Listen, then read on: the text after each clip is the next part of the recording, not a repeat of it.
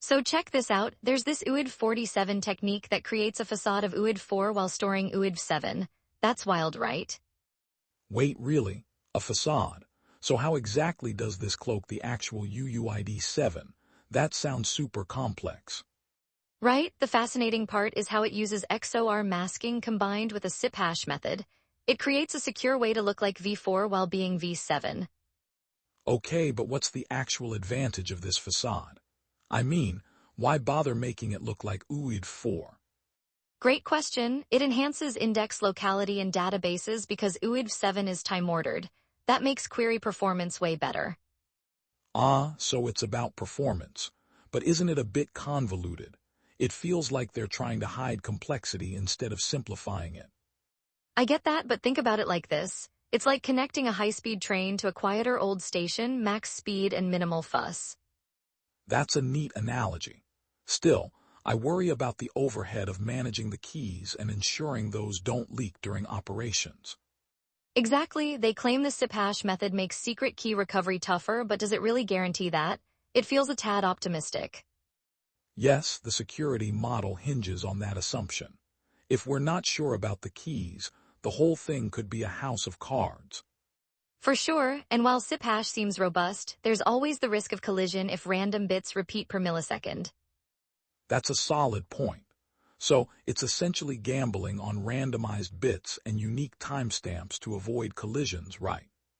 Exactly, it's quite the balancing act. I'm still trying to wrap my head around the performance claims. How fast can it really be?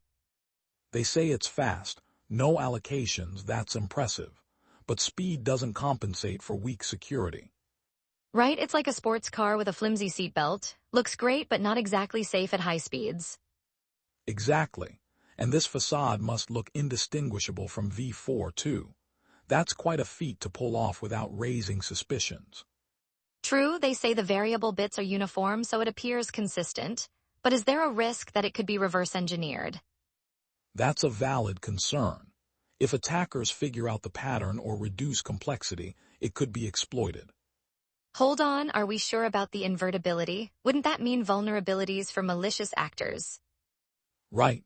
If an attacker gets a grasp on the XOR mechanism, they might be able to reverse that facade pretty easily. It's a risky game of cat and mouse with cryptography. I wonder who would actually benefit from using this. I figure developers focusing on performance could really dig it, but they need to tread carefully. Yeah, especially those working with large datasets in cloud environments. But is it worth the trade-off for security? Precisely. Plus, if it minimizes timing patterns, does it also limit analysis from external threats? Interesting dilemma. It appears great on paper, yet we should question how robust it really is. I'd agree on that. The complexity could hinder user adoption if security concerns persist. For sure, I mean, isn't security supposed to be foundational, not an afterthought? Seems tricky. A fair criticism, but maybe they're banking on advanced techniques masking the fundamental risks.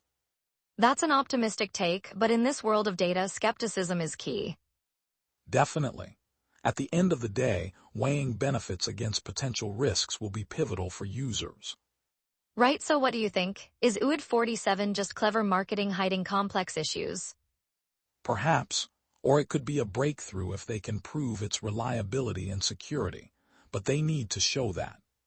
Well, if we put it all together, it's a fascinating concept, but not without significant caveats.